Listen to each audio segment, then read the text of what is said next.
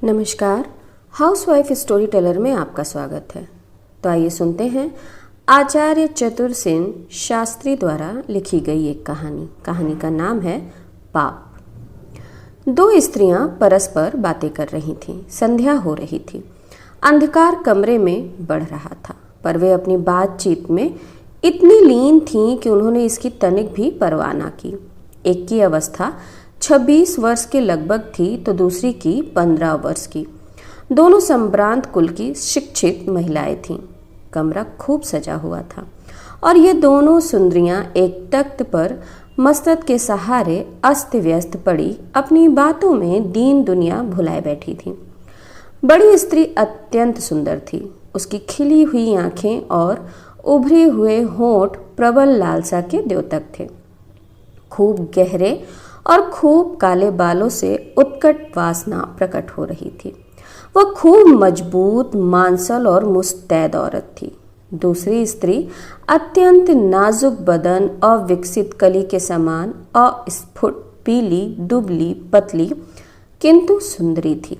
उसकी नासिका का मध्य भाग कुछ उभरा हुआ था और आंखें कटाक्ष युक्त थीं। छिपी हुई वासना और चांचल्य उसमें फूटा पड़ता था। अभी कुछ मास में उसका विवाह होने वाला था।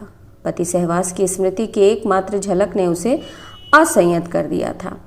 अब स्त्री के लिए पति क्या वस्तु है, पति नहीं पुरुष क्या वस्तु है, यही उसके विचार और कल्पना का विषय था। इस समय दोनों स्त्रियां बिल्कुल सट कर बैठी इसी विषय का चिंतन कर रही थीं।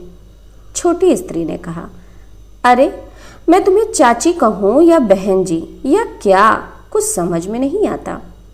जी चाहे सो कहा कर। अब ऐसी ऐसी बातें करती हो तो चाची कैसे कहूँ, और चाची तुम कैसे हुई? ना सही बहन जी सही। अच्छी बात है, अब मैं बहन जी कहा करूँगी, पर बाबू साहब को क्या कहना होगा? जीजा जी। अब तो वह तेरे जीजा जी हो गए। नहीं नहीं, ऐसा नहीं, जीजा जी बहुत बुरे हुआ करते हैं। बुरे क्या हुआ करते हैं? सब भांति की हंसी दिल लगी करते हैं।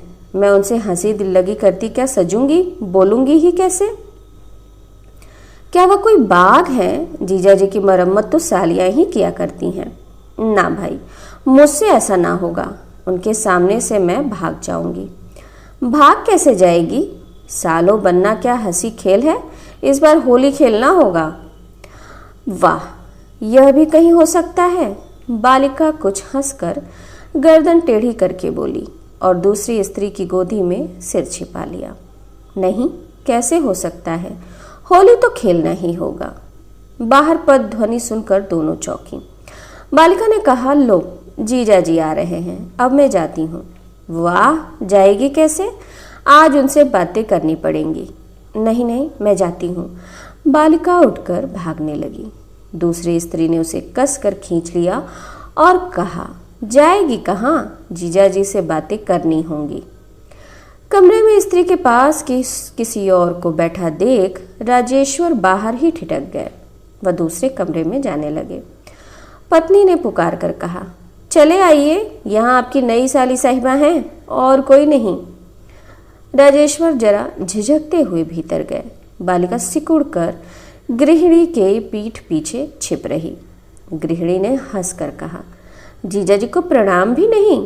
बालिका ने चुपके से हाथ जोड़कर प्रणाम किया। राजेश्वर ने कहा, कौन है? आप नहीं जानते, पड़ोस के प्रोफेसर साहब की कन्या किशोरी हैं। हम लोगों ने बहनापा जोड़ा है। अब यह आपकी साली और आप इसके जीजा जी हुए। राजेश्वर जरा मुस्कुराए, फिर कहा, इन्हें कुछ खिलाया पिलाया भी है या नहीं? फल मिठाई और लो। इतना कहकर राजेश्वर कमरे से बाहर निकल गए। उन्हें एक जरूरी मुकदमे की मिसल देखनी थी। मुवक्किल बैठक में बैठे थे। उन्होंने बालिका को देखा भी नहीं। उनके मन में कोई भाव भी उदय नहीं हुआ। उनके जाने पर बालिका ने कहा, बहन जी, ये तो बहुत मीठा बोलते हैं। क्या रीझ गई क्या? हटो, ऐसी बातें ना करो। मेरे यहाँ रहने से बाहर चले गए, मुझे जाने क्यों नहीं दिया? वे यहाँ बैठते। तेरे सामने बैठने में क्या उन्हें डर लगता था? मेरी वजह से तो चले ही गए। चले जाने दे। जा कहाँ सकते हैं? नकेल नथी हुई है। बीवी ने एक क्षण तो मेरे बिना रह नहीं सकते। यह कहते हुए युवती के नथुने फूल गए, आंखों में मत्सा छा गया। बालिका ने सखी की ओर देखकर कहा, सच कहना बहन, क्या वे तुम्हें इतना प्यार करते हैं? तो प्यार को क्या जाने पगली, अभी तो अल्हड़ बिछड़ी है। ससुराल का रस तूने देखा नहीं है। अच्छा सच कहो, ये तुम्हें कितना प्यार करते हैं? जितना जगत में किसी ने किसी को नहीं किया। और तुम भी प्यार करती हो ना कि नहीं? मैं क्यों ना करने लगी? युवती ने 2 धप्प बालिका को लगा दी। इसके बाद कहा, अच्छा कह, कैसे हैं? बहुत अच्छे हैं। तुझे पसंद आए? हटो, कैसी बातें करती हो? कह नई घूंसे मार मार कर ढेर कर दूंगी। बालिका ने स्वीकार सूचक सिर हिलाकर मुंह सखी के आंचल में छिपा लिया। युवती गर्व से फूल गई। उसने 2-4 घूंसे जमा कर कहा, कहीं आगे पीछे बातें ना करने लगना। वाह, मैं बातें कैसे करूंगी? हाँ सुनो, उन्हें नाश्ता करा दो, बेचारे हारे थके कचहरी से आए हैं। गृहिणी ने 3 तस्त्रियों में नाश्ता सजाकर कहा, लो पहले उन्हें तुम ही दे के आओ। बालिका ने कान पर हाथ धरकर कहा, राम राम, मर जाऊं तब भी उनके सामने ना जाऊं। तब साली क्या खाक बनी? ऐसी साली नहीं बनती। बस इतने ही वह अच्छे लगे, पर उनके सामने कैसे जा सकती हूँ? क्या वह तुझे हलवा समझकर गड़प कर जाएंगे? नहीं, मैं नहीं जाऊंगी, तुझे ही आज भेजूंगी। बहन जी हाथ जोड़ती हुई, हाथ जोड़ चाहे पाँव। नहीं जीजी जी नहीं। तब मैं नाराज हो गई। ले बहन जी माफ़ करो, मुझे ना भेजो। बस मैं बोलती नहीं। अजी वहाँ और भी आदमी हैं। तुम क्या बहू हो, बेटी हो, पर्दा क्या है? तब तुम भी चलो। मैं आदमियों में कहाँ जाऊँ? चिक के पास खड़ी रहना। अच्छा चल। दोनों स्त्रियां चलीं। बालिका के हाथ में नाश्ते की तश्तरी और पानी का गिलास था। द्वार पर जाकर गृहिणी ने उसे धकेल दिया।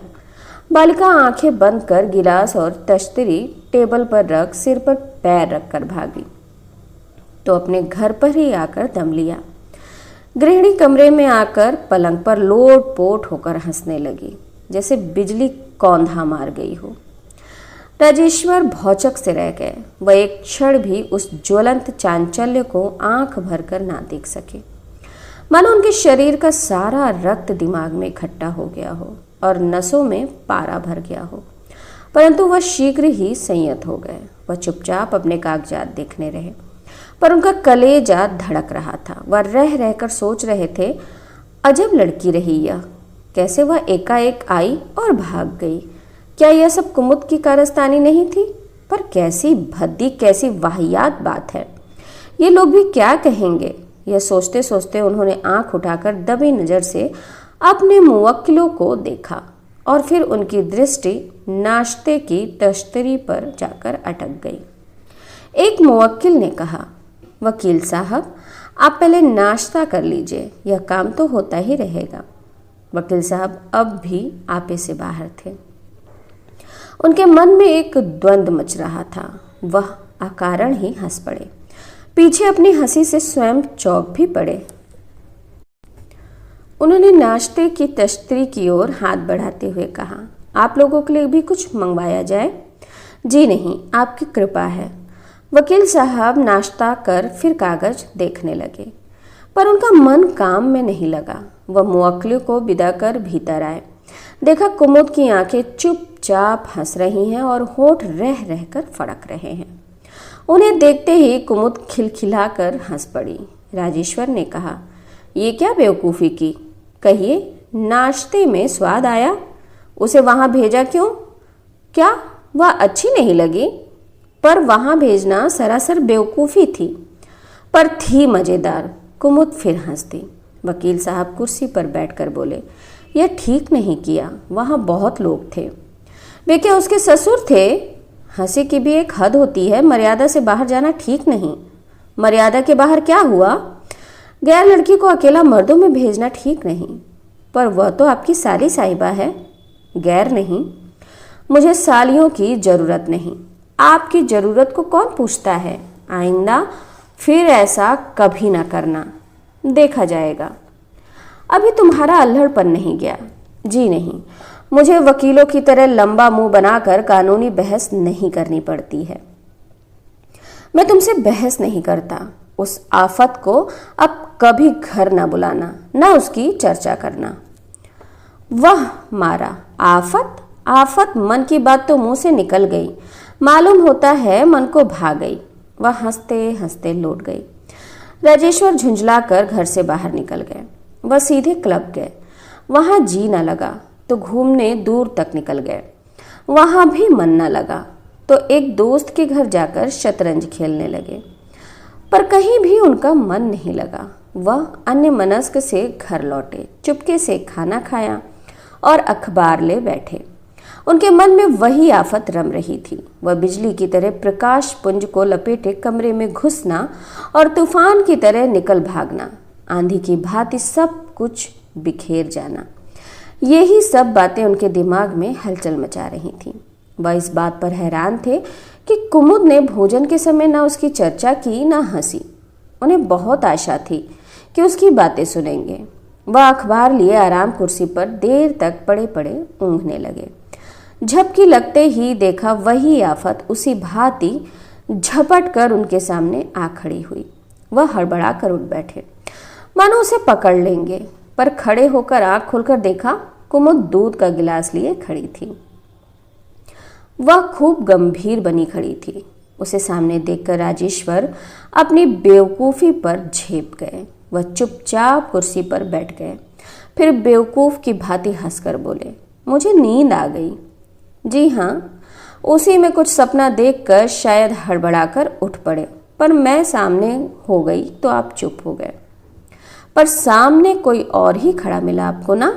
लीजिए दूध पी लीजिए और फिर आराम से रात भर सपने देखिए। कुमुद ने अब भी अपनी गंभीरता भंग ना की। राजेश्वर सोच ही ना सके क्या जवाब दें। वह चुपचाप दूध पीने लगे। कुमुद उन्हें एक पान देकर चली गई तो राजेश्वर ने उसका हाथ पकड़कर कहा, भागती कहाँ हो? अपनी उस नई सखी का सब हाल सुनाओ। जी, उसकी बातें ना कीजिए। नहीं नहीं, बताओ तो, तुमने क्या समझकर उसे वहां भेजा था? जी नहीं श्रीमान जी, उसकी बात करने का मुझे हुक्म नहीं है। राजेश्वर ने कुमुद को खींचकर कुर्सी पर गिरा दिया और दोनों हाथों से गला दबाकर कहा, बोलो नहीं तो गला घोट दूंगा। घोट दीजिए श्रीमान जी, पर एक सांस ले लेने दीजिए। अच्छा, लो एक सांस।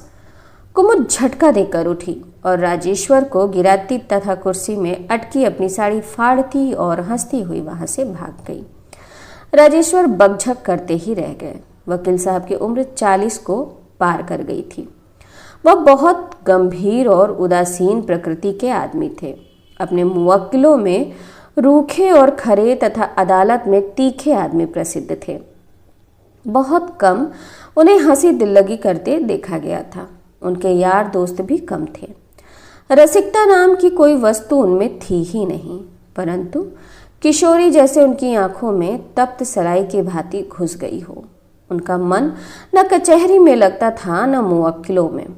वह कुमुद से उसकी चर्चा करते भय खाते थे, पर घर में आते ही चारों ओर आंखें फाड़ फाड़ कर देखते कि क्या किशोरी कहीं दीवार के कोने में छिपी तो नहीं है। वह बड़ी सावधानी से घर में घुसते।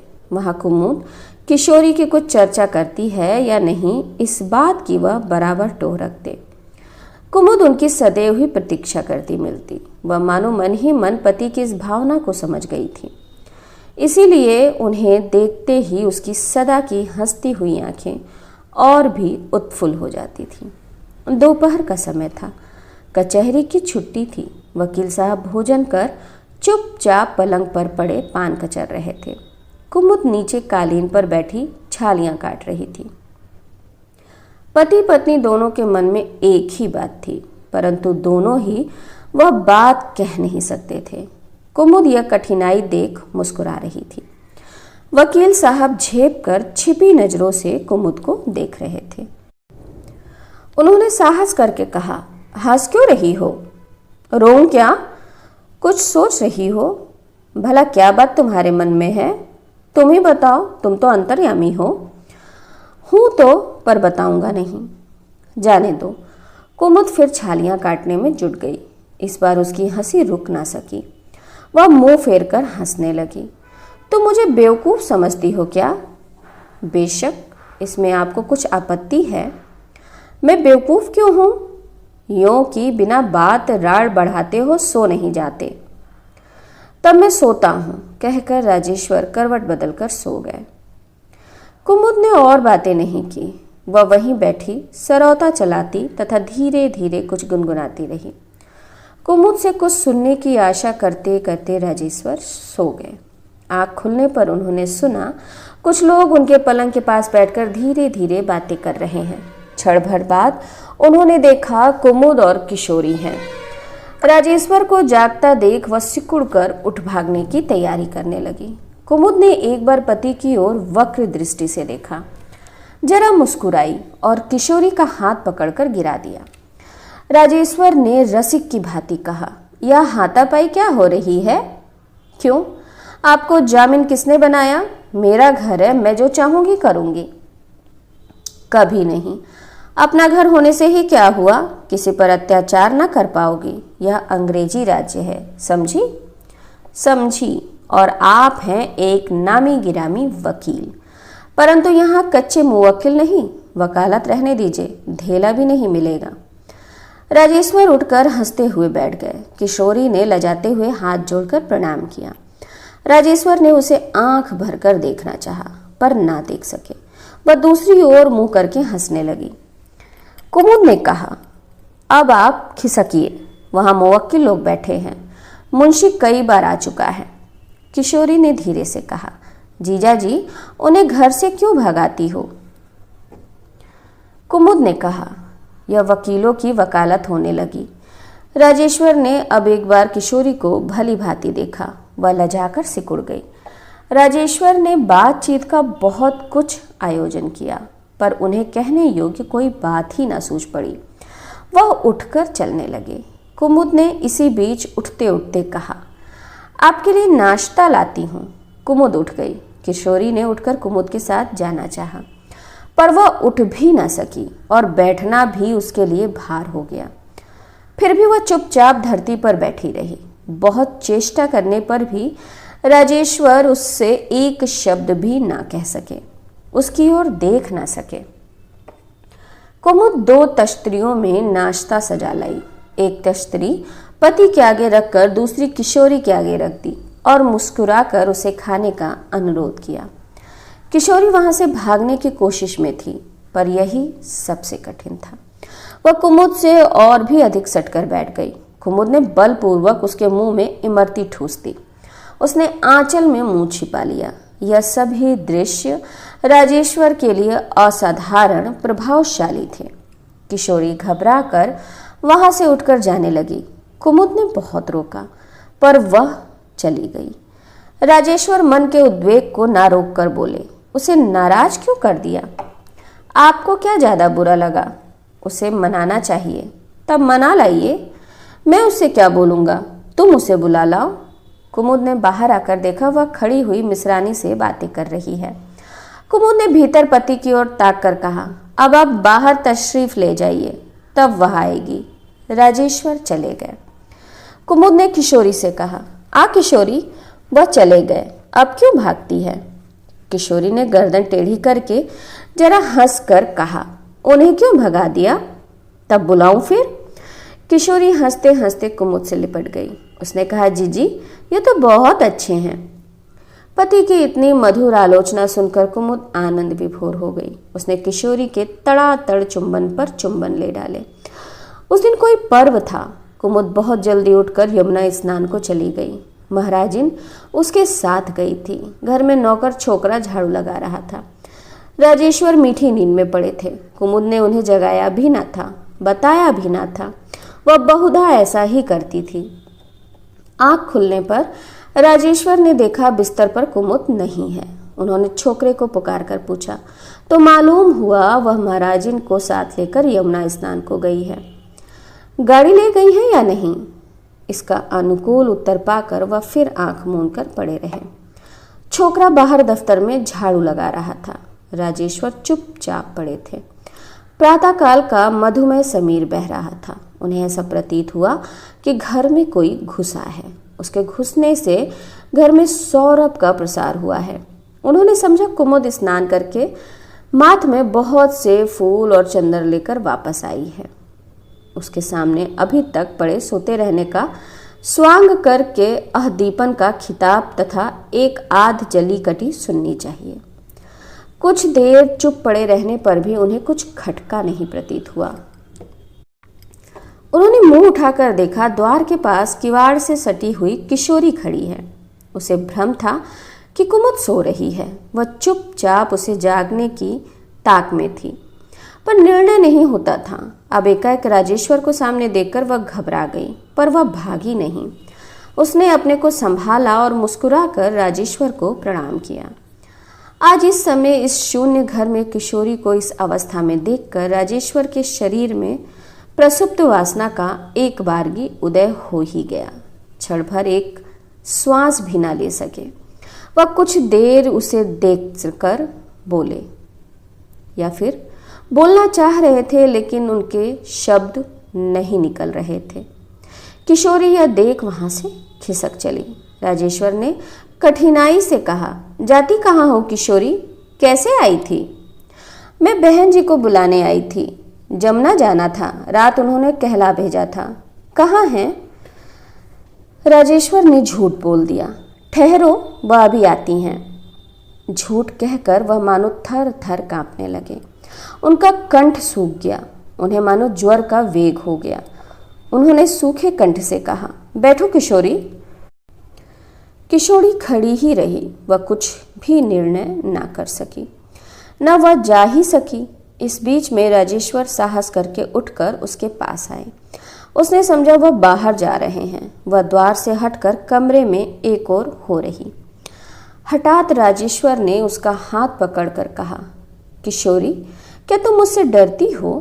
किशोरी के शरीर में रक्त की गति रुक गई। वह पीपल के पत्ते की भांति कांपने लगी। वह सिकुड़कर वहां से चलने लगी। राजेश्वर ने उसका हाथ पकड़कर कहा, किशोरी, मैं तुम्हें प्यार करता हूं, किसी से कहना नहीं, कुमुद से भी नहीं। किशोरी ने थोड़ा बल किया, पर जब वह हाथ ना छुड़ा सकी तो उसने आर्तनाद करके कहा, छोड़िए, मैं जाती हूं। किशोरी, जाओ नहीं, मैं तुम्हें देखने को सदैव पागल रहता हूं। किशोरी की आंखों में आंसू भर आए। उसने रोते रोते कहा, छोड़िए, छोड़िए, नहीं छोड़िए। राजेश्वर धीरे धीरे पाश्विक वासना से ओतप्रोत हो रहे थे।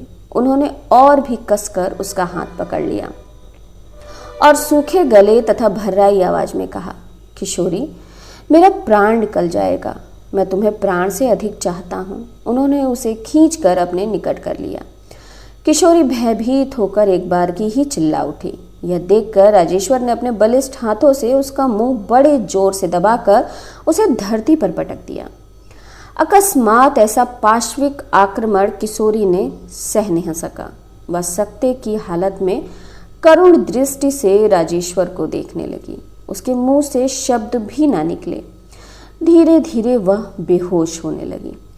राजेश्वर ने उसे अपने हाथों से ऊपर उठा लिया। उसका खुला मुख, अधखुली आंखें और शिथिल शरीर एवं विमुक्त अलकावलियां, प्रभात की उन्मुक्त वायु का झोंका, सभी ने राजेश्वर की पशु वासना को अंधा बना दिया। वह घोर अपवित्र भावना से उस महापवित्र कुमारी का मुख चुंबन करने को नीचे झुके। एक तीव्र झंकार से चौकन्ने होकर उन्होंने पीछे देखा। कुमुद द्वार पर भौचक खड़ी है। उसके हाथ से फूल, चंदन और जल की झारी से भरा थाल छूटकर फर्श पर झन्ने से गिर गया है। क्षण भर में वह सब कुछ समझ गई। वह अग्निमय नेत्रों से पति को देखती हुई भीतर चली गई। राजेश्वर ने उससे एक शब्द भी ना कहा। वह चुपचाप किशोरी को उसी अवस्था में छोड़कर बाहर चले गए। कुमुद ने किशोरी को छटपट उठाकर पलंग पर सुलाया, परंतु इससे प्रथम ही वह होश में आ गई। वह कुमुद को देखते ही जिज्जी जिज्जी कहकर उसके गले से लिपटकर रोने लगी। कुमुद भी खूब रोई। किशोरी ने अंत में कहा, जीजी क्या वह ऐसे हैं? किशोरी, मुझे इसका स्वप्न भी संदेह न था। मैं पृथ्वी में सबसे अधिक गर्व अपने पति पर करती थी और उन्हें अपने प्रेम से कवच और प्रेम के कवच से रक्षित समझती थी। आज मैंने उन्हें पहचाना। किशोरी, मैं बड़ी ही अभागिन और अधम नारी हूँ। नहीं जीजी, ऐसा ना कहो, तुम्हारा इसमें क्या दोष है? सब मेरा ही दोष है। मैंने ही तुझे उनके सामने भेजा, हंसी की और उनमें साहस उत्पन्न किया, पर मुझे क्या मालूम था कि विनोद को भी पापी व्यक्ति पाप के रूप में काम में लाता है। किशोरी कुछ ना कहकर उठ खड़ी हुई। कुमुद ने कहा, क्या जाती हो? अभी ना जाने पाओगी। क्यों? क्या तुम मुझसे भी घृणा करती हो? नहीं जीजी। किशोरी की आंखों में आंसू भर आए। वैसा ही समझती हो? वैसा ही? तब अभी ठहरो, मैं तुम्हें साथ चलकर पहुंचा दूंगी। अभी चलो जीजी, जरा ठहर, एक और वचन लूंगी। क्या? यह बात कभी किसी से ना कहेगी? कभी भी ना कहूंगी, किशोरी ने उदास स्वर में कहा, और यहाँ बराबर उसी भांति आती रहेगी। किशोरी ने कातर दृष्टि से कुमुद को देखकर कहा, ना, ये ना होगा जीजी। तब मैं जहर खाकर प्राण दूंगी, अपने प्राण को त्याग दूंगी। ना जीजी, यह क्या कहती हो?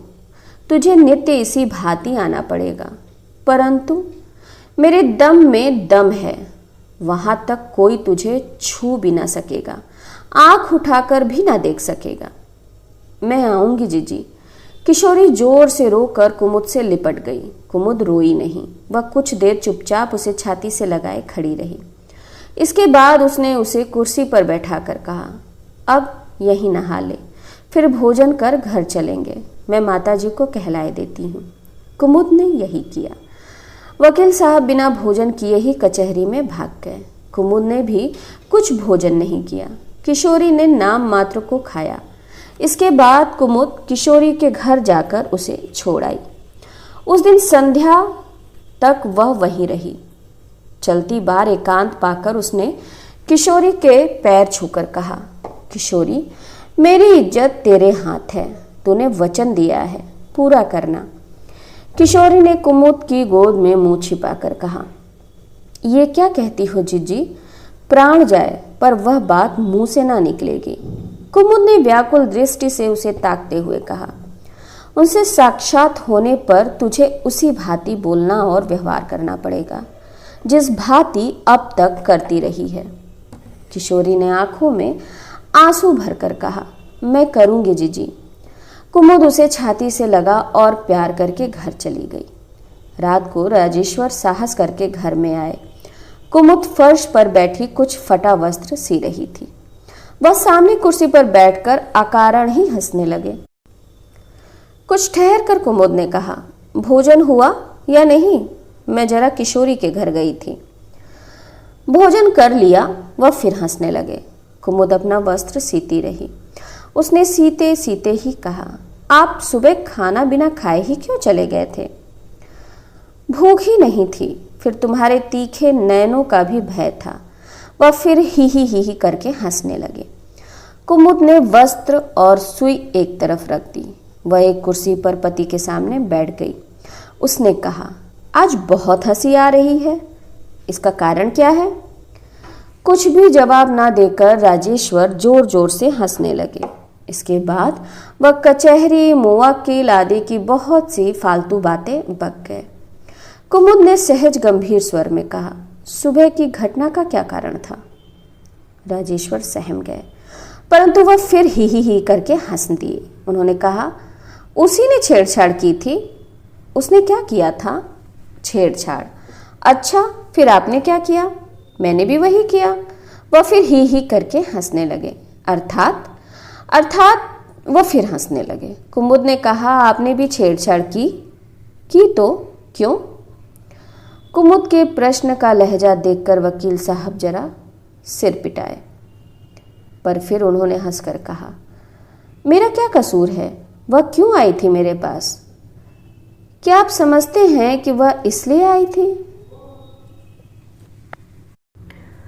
इसीलिए आई होगी। राजेश्वर पत्नी की आंखों से दृष्टि न मिला सके। वह इधर उधर देखने लगे, चाहकर भी वह हंस न सके।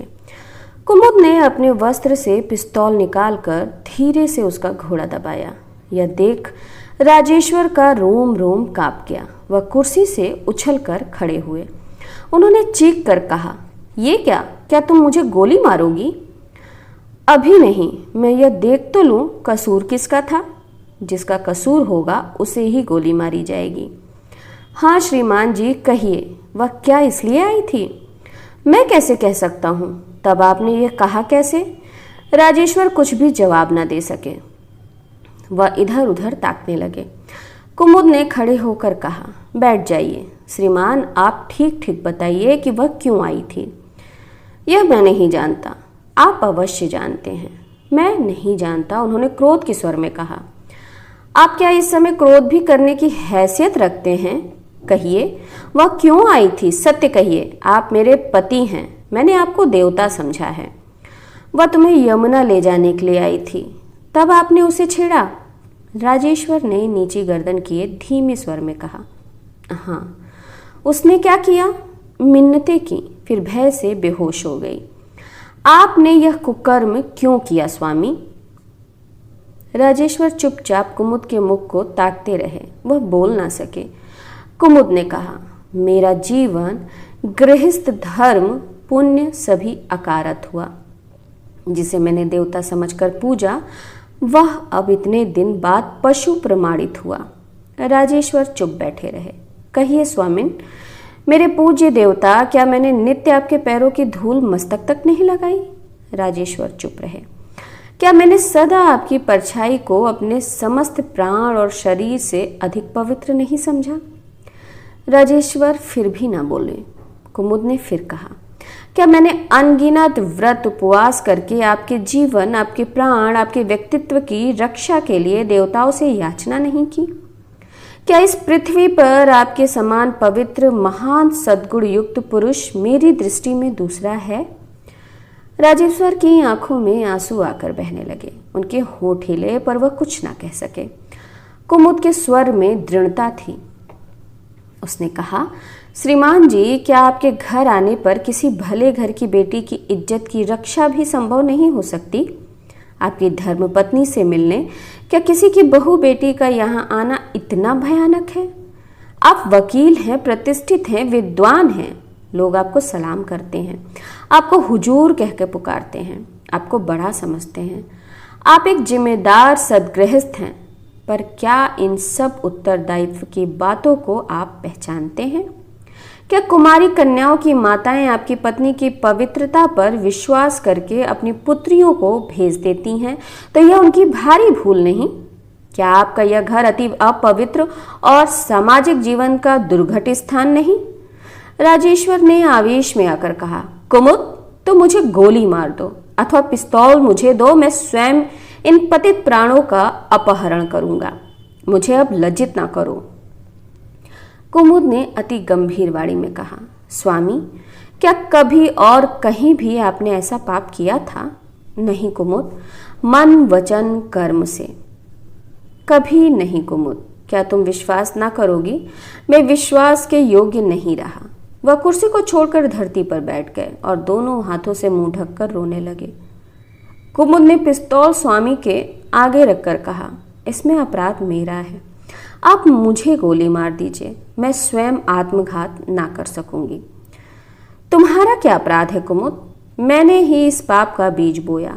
मर्यादा के विपरीत उस कन्या को हास्य में तुमसे परिचित कराया, तुम्हारा और उसका भी साहस बढ़ाया। परंतु मुझे यह स्वप्न में भी कल्पना न थी कि पुरुष इतने पतित होते हैं। स्वामी, स्त्री एक ऐसी कोमल लता है जो पुरुष रूपी दृढ़ वृक्ष के सहारे लिपटी रहती है। पुरुष स्त्री के लिए आदर्श वस्तु हैं। स्त्रियां हर बात में पुरुष को श्रेष्ठ और आदर्श मानती हैं, पर पुरुष यदि आदर्श से इतने गिर जाएं तो फिर जीवन के एकांत क्षण भी विनोद और सरस जीवन से रहित हो जाएं। तुम सच कहती हो कुमुद, परंतु इसी युक्ति के आधार पर मैं कहता हूं कि तुम अपराधिनी नहीं। यदि तुमने अपने दाम्पत्य परिधि के विनोद में उस बालिका को सम्मिलित किया तो इसमें तुम्हारा दोष न था। तुम मेरी पत्नी हो, यह मुझे समझना चाहिए था। वह तुम्हारी सखी है, उसकी मर्यादा का पालन तो मुझे करना था। कुमुद, मैं समझ गया, पतित मैं हूँ, पाप तो मैंने किया है, परंतु वह तुम्हें पापिन समझेगी। वह यही समझेगी कि यह चरित्रहीन स्त्री पराई बहु बेटियों को सहेली बनाकर अपने पति से संश्लिष्ट कराती है। हाय, मैं यह कैसे सुन सह सकूंगा कुमुद? वही तो स्वामी उत्तम है। तुम मेरा प्राण हरण करके स्वयं भी आत्मघात कर लो। पिस्तौल में 3 गोलियां हैं। कुछ देर राजेश्वर स्तब्ध बैठे रहे। इसके बाद उन्होंने कहा, नहीं कुमुद, यह ठीक दंड ना होगा। हमें प्राण नाश ना करना चाहिए। क्या तुम विश्वास करती हो कि मेरी प्रवृत्ति बदल गई है? तुम्हारी सखी के प्रति मेरे भाव अब क्या हैं, यह भी जानती हो।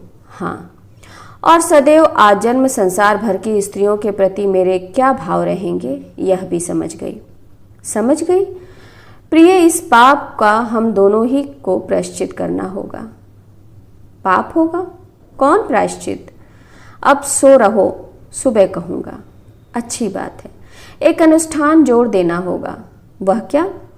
3 वर्ष तक हम दोनों पृथक कमरे में शयन करेंगे। अच्छी बात है। कभी स्पर्श ना करेंगे। अच्छा, यह बात कभी किसी पर किसी भांति प्रकट ना की जाएगी। यदि प्रकट हो गई तो उसी दिन से शुरू करके फिर 3 वर्ष गिने जाएंगे। अच्छा कुमुद, यही होगा।